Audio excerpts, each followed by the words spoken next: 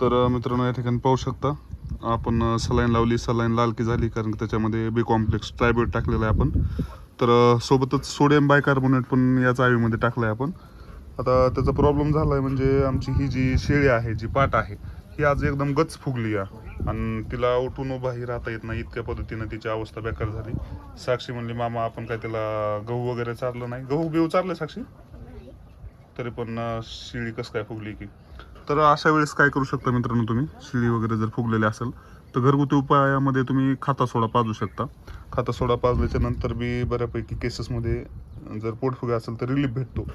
पण जर पोटफुगे जास्त असेल आणि शेळी जास्त वीक वाटत असेल तर अशा कंडिशनमध्ये मात्र तुम्ही शेळीला IV लावून टाका. डायरेक्ट डॉक्टरांना बोलवा.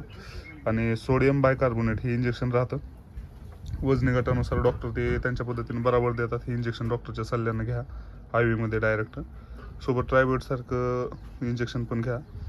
त्यासोबतच बाकी मग बी कॉम्प्लेक्स आणि सोडियम बायकार्बोनेट दिल्याच्या नंतर बऱ्यापैकी जनावराला रिलीफ भेटून जातो. जर पाठ वगैरे ताणत असेल तर मेग्लोमाइन कंटेंटचं इंजेक्शन तुम्ही इंट्रामस्क्युलर देऊ शकता.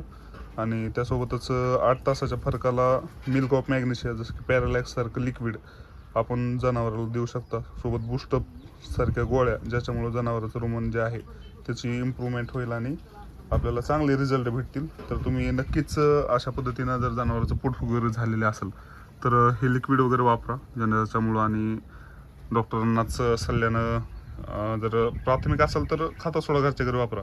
पण त्याच्या पुढे जर स्टेज गेली तर डॉक्टरांच्या सल्ल्याशिवाय काहीही करू नका, कारण की डायरेक्ट मुक्या प्राण्याचा जीवाचा खेळ राहतो मित्रांनो.